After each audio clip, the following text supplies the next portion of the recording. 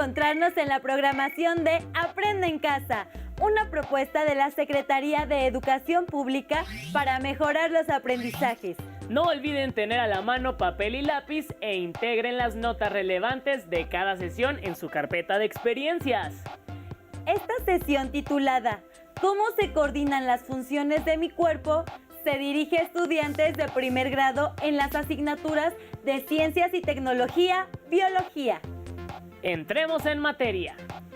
Aprenderemos cuál es la función coordinadora del sistema nervioso de nuestro cuerpo ante diversos estímulos.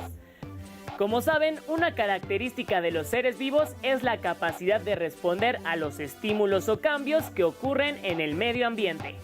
En nuestro caso, como especie humana, contamos con un sistema que controla todas las actividades de las diversas partes del organismo. ¿Qué órganos forman parte del sistema nervioso? ¿Cómo está conformado? ¿Cuáles son sus funciones? Integren las respuestas en su carpeta de experiencias. Hagamos un viaje al interior del cuerpo humano para conocer un poco más de este sistema. Veamos el siguiente video. El sistema nervioso está constituido por células llamadas neuronas.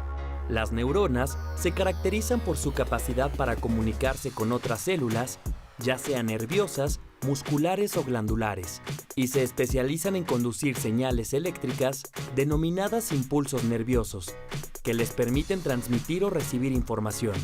Las neuronas forman el cerebro, el órgano más importante del sistema nervioso, y también forman el tejido nervioso que se encuentra repartido por todo nuestro cuerpo. Los seres humanos tenemos un promedio de 100.000 millones de neuronas. ¿Te imaginas? El sistema nervioso se divide en dos partes, el sistema nervioso central y el sistema nervioso periférico. Veamos cómo se componen estos sistemas. El sistema nervioso central está formado por el encéfalo y la médula espinal. A su vez, el encéfalo está envuelto en tres membranas. Se encuentra en la cavidad craneal y está formado principalmente por el cerebro, el cerebelo, el tálamo, el bulbo raquídeo y algunas glándulas, como la hipófisis o la pituitaria. Conectada al encéfalo está la médula espinal, un órgano tubular que es la vía de información hacia el cerebro y de este hacia los músculos y las glándulas. Ahora bien, el sistema nervioso periférico está formado por dos tipos de nervios. Los nervios craneales, que se localizan en la cabeza y controlan sus funciones y las del cuello. Y los nervios espinales, que están ramificados en pares por las vértebras de la columna vertebral y que conducen la información del cerebro a las demás partes del cuerpo.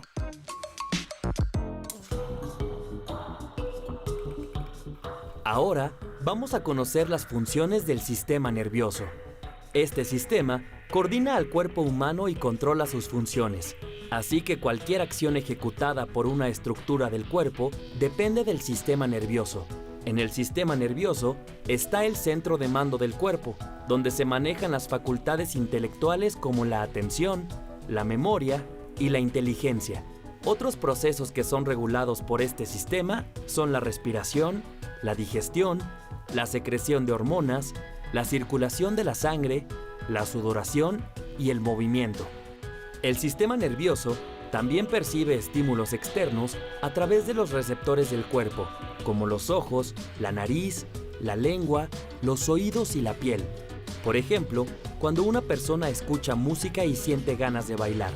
Y por otro lado, el sistema nervioso percibe estímulos internos que son recibidos por órganos que están al interior de nuestro cuerpo. Uno de estos estímulos es la sensación de dolor de estómago, la cual nos indica que hay una alteración en el cuerpo y debemos atenderla.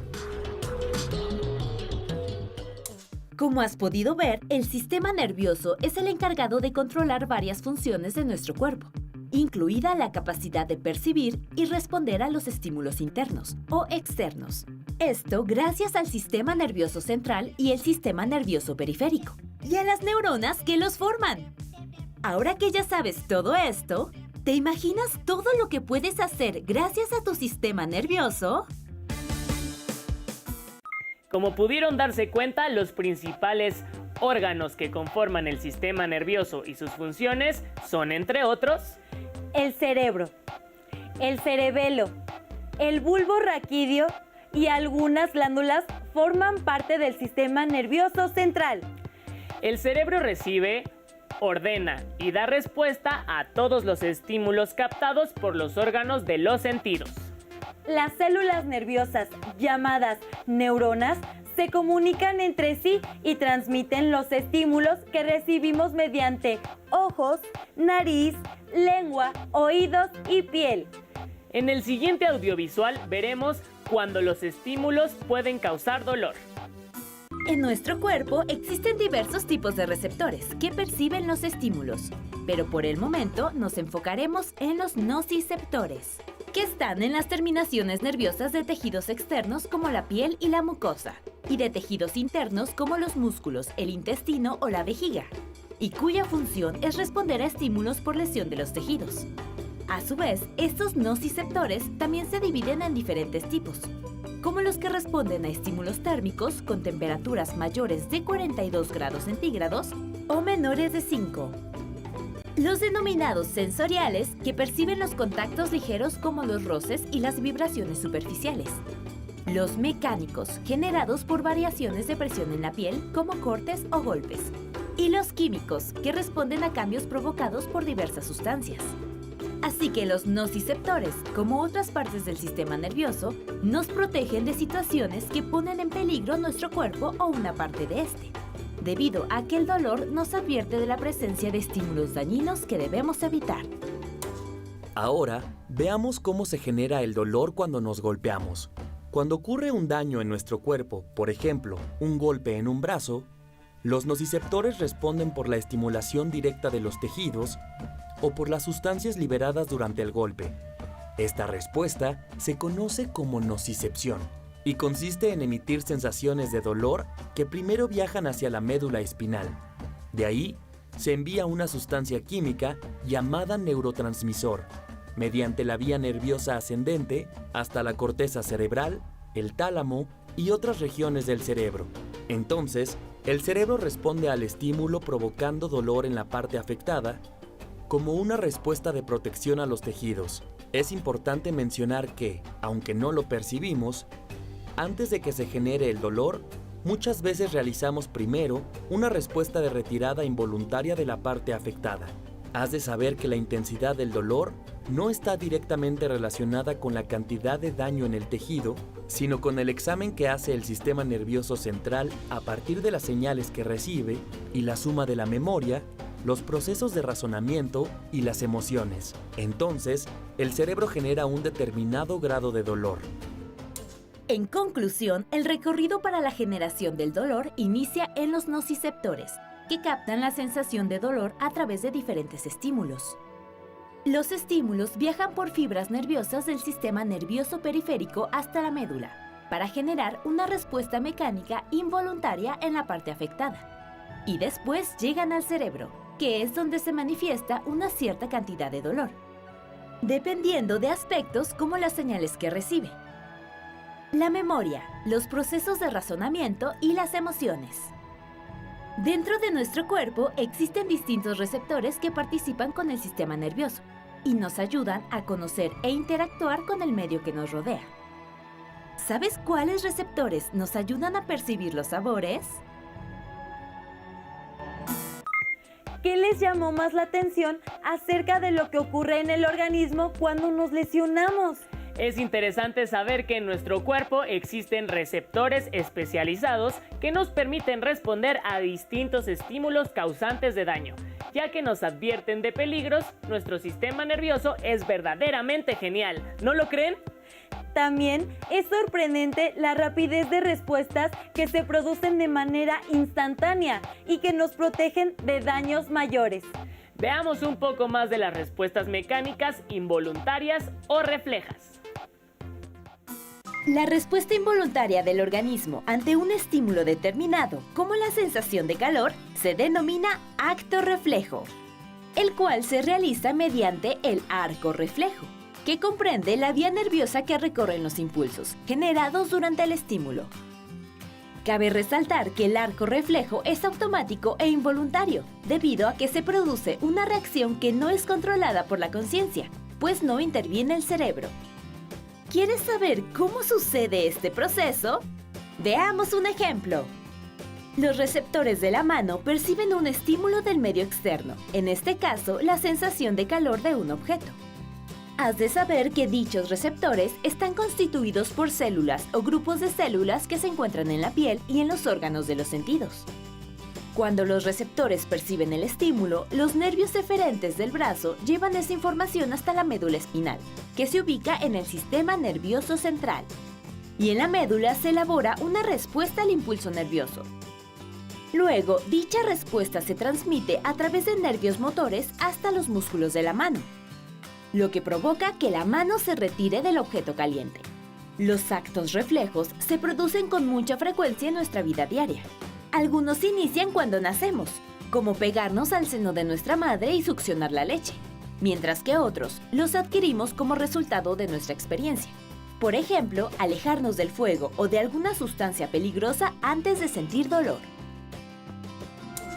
En conclusión, cuando tocamos algo muy caliente, retiramos la mano rápidamente porque nuestro sistema nervioso tiene la capacidad de responder a los estímulos a través del arco y del acto reflejo.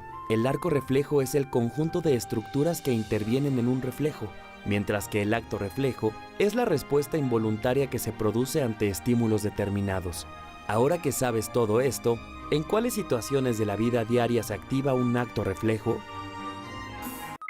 Una de las múltiples funciones del sistema nervioso es el movimiento, y para llevar a cabo esta tarea, nuestro sistema tiene una conexión estrecha con los músculos. Es claro en el ejemplo que vimos del arco reflejo, en el cual interviene el receptor, ubicado en la piel, el músculo y la médula espinal. ¡Qué interesante! Ustedes, alumnas y alumnos, ¿qué han aprendido en esta sesión? ¿Ya lo pensaron? Bien, hagamos una recapitulación. Como hemos visto, el sistema nervioso se divide en sistema nervioso central y periférico. El sistema nervioso central está formado por el encéfalo y la médula espinal, mientras que el sistema nervioso periférico integra los nervios craneales y los de la columna vertebral. Y todo este sistema está formado por neuronas interconectadas que transmiten impulsos nerviosos. El sistema nervioso realiza diversas funciones para controlar el cuerpo, relacionarnos con el medio ambiente y protegernos de situaciones dañinas. Entre dichas funciones está el arco y el acto reflejo. El arco reflejo comprende la vía nerviosa que recorren los impulsos nerviosos, generados durante el estímulo. Por ejemplo, cuando sentimos el calor de un objeto. Déjame explicarte. El receptor recibe el estímulo. El impulso nervioso viaja por el nervio aferente hasta la médula espinal. Y la respuesta regresa por el nervio eferente hasta el músculo para que ocurra el acto reflejo. El acto reflejo es el movimiento automático e involuntario que realiza la parte afectada, sin pensar. Cabe resaltar que el cerebro no participa en estas acciones, pero recibe información sobre la sensación de calor mientras ocurre el reflejo. Cuando sufrimos una lesión, también participan los receptores del dolor llamados nociceptores. Estos perciben el daño que ha ocurrido en el tejido y emiten impulsos nerviosos hasta la médula espinal, para que ocurra el arco y el acto reflejo. De ahí, los neurotransmisores llevan la información hasta el cerebro, y este registra tanto lo que ocurrió como el lugar donde se produjo el dolor.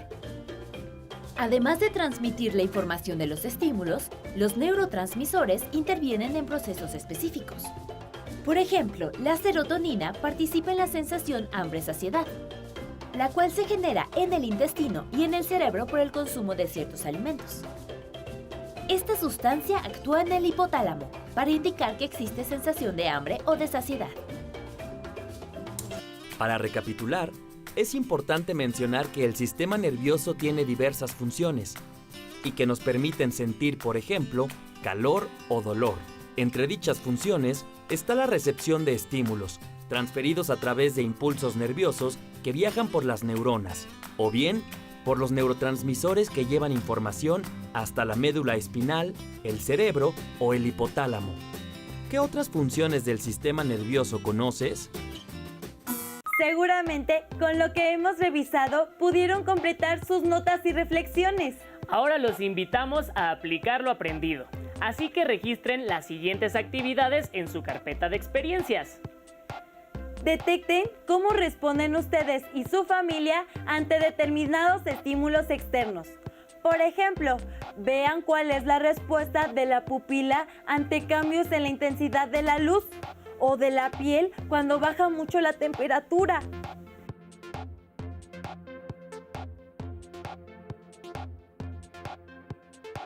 Enseguida respondan las siguientes preguntas. ¿Qué órgano recibe la información?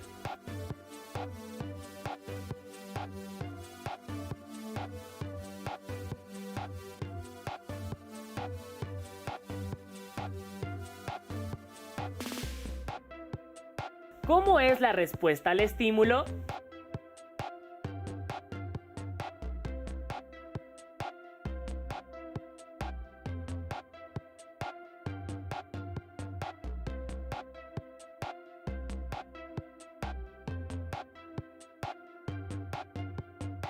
¿Qué órganos participan al responder?